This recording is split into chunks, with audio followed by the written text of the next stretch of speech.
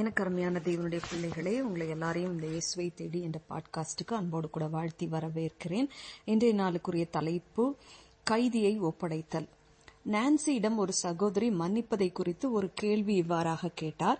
அது என்ன கேள்விங்கிறதையும் அதற்கு நான்சி என்ன பதில் கொடுத்தாங்க அப்படிங்கறதையும் தான் இப்ப நம்ம கேட்க போறோம்.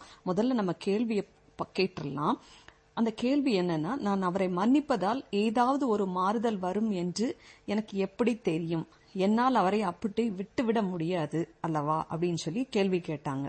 அதற்கு நான்சி என்ன பதில் சொல்லியிருக்கிறாங்க, இயற்கையாகவே நாம் எல்லோருமே நியாயம் நீதி கிடைக்க வேண்டும் என்ற விருப்பம் உள்ளவர்கள்தான்.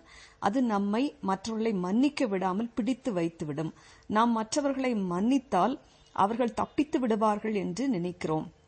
இதில் பிரச்சனை என்னவென்றால், நாம் நம்மை ஒரு பில் கலெக்டர் என்ற நிலையில் வைத்து விடுகிறோம். இதை குறித்து வேதம் என்ன சொல்றதுன்னு பார்க்கலாமா? ரோமர் 12:9 பழிவாங்குதல் எனக்குரியது, நானே பதில் செய்வேன். ஒருபோதும் பழிவாங்க வேண்டாம்.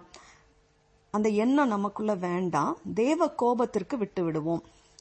நாம் ஒருவரை மன்னிக்கும் போது அது நம்முடைய காவலில் இருக்கும் ஒரு கைதியை கொண்டு போய் நீதியை நியாயத்தை பொறுப்பாய் உண்மையாய் செய்கிறவரிடம் ஒப்படைப்பது போன்றதாகும். நீங்கள் யாரையாவது மன்னியாமல் உங்கள் மனசிறையில் அடைத்து வைத்திருக்கிறீர்களா? நினைவில் கொள்ளுங்கள், நீங்கள் அவரை மன்னித்து விட்டால் அவரை விடுவிக்கிறீர்கள். அவரை விடுவித்தவுடன் நீங்கள் விடுவிக்கப்பட்டதை உணர்வீர்கள், காண்பீர்கள். ஜெபம் செய்வோமா? எங்களை நேசிக்கிற எங்கள் அன்பின் பரலோக தகப்பனே, ஒருவேளை எங்களுடைய வாழ்க்கையில எங்களுக்கு விரோதமா யாராவது எந்த தீமையை செய்திருப்பாங்கன்னா அவங்கள நாங்க மன்னிக்காம வைத்திருப்போமானா, கசப்போடு கூட இருப்போமானா, நாங்க மன்னிக்க எங்களுக்கு கிருபையை தாங்க, பலனை கொடுங்க. அப்போது நாங்களும் எங்களுடைய வாழ்க்கையில ஒரு பெரிய விடுதலையை காண முடியும்ன்ற சத்தியத்தை இன்னைக்கு அறிந்து கொண்டோம். அதன்படி நடக்க எங்களுக்கு கிருபையை கொடுங்க. இயேசுவின் மூலமே ஜெபம் கேளோம் நல்ல பிதாவே, ஆமேன் ஆமேன். இந்த குறுஞ்செய்தியை கேட்டதற்காக உங்களுக்கு நன்றி சொல்றேன். இது நான்சி டிமாஸ் வால்கமுத் எங்களுடைய இயேசுவை தேடி என்ற ப்ரோக்ராமிலிருந்து எடுக்கப்பட்டது. தேங்க்யூ. God bless you.